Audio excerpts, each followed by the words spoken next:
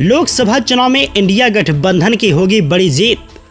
कांग्रेस के दिग्गज नेता ने कर दिया बड़ा दावा, मची अफरा तफरी। दरअसल आपको बता दें, लोकसभा चुनाव के दूसरे चरण की वोटिंग मुहाने पर है। तब सियासी विमर्श की गर्मा गर्मी का पारा उफान चढ़ने लगा है।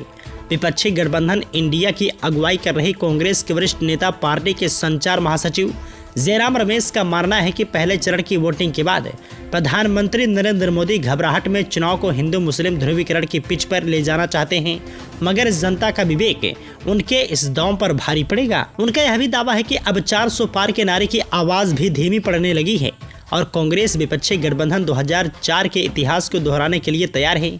चुनावी बहस की गर्मी से जुड़े मुद्दों पर दैनिक जागरण के सहायक संपादक संजय मिश्र ने कांग्रेस की संचार रणनीति की कमान संभाल रहे जयराम रमेश से खास बातचीत की।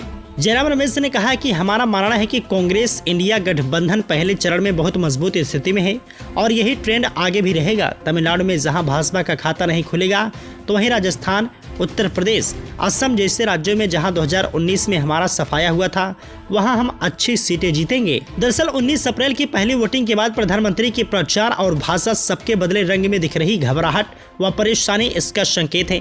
कांग्रेस का न्याय पत्र 3 अप्रैल को जारी हुआ और 1-2 छोटी आलोचनाओं के अतिरिक्त कोई खास बात नहीं हुई, पर पहले चरण की वोटिंग के बाद पीएम ध्रुवीकरण के अपने पुराने रास्ते पर आ गए। जानबूझकर तथ्यों से परे जाकर जहरीली भाषा में कांग्रेस और उसके नेतृत्व पर आक्रमण कर रहे हैं।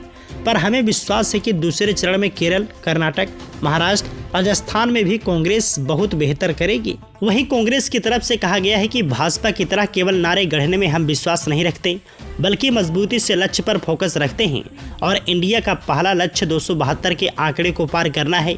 2004 में भी हमने कोई लक्ष्य तय नहीं किया था। भाजपा ने 400 पार के नारे की पोल विवेक दुबराय, अनंत हेगड़े, ज्योति मिर्धा जैसे सरकार के लोग ही खोल चुके हैं। बाबा साहब का संविधान बदलने के लिए उसे ये सीटें चाहिए, लेकिन पहले चरण की वोटिंग के बाद 400 पार का प्रधानमंत्री ढिढोरा नहीं पीट रहे हैं और इसको लेकर उनकी आवाज़ की गति अब धीमी हो गई है। संविधान का स्तंभ सामाजिक न्याय है और इसका आधार आरक्षण है। जनगणना में 3 साल का विलंब इसलिए किया गया है कि संख्या सामने आई तो SC, ST, OBC आरक्षण बढ़ाने का दावा होगा। इससे बचने के लिए 400 पार का नारा दिया गया है।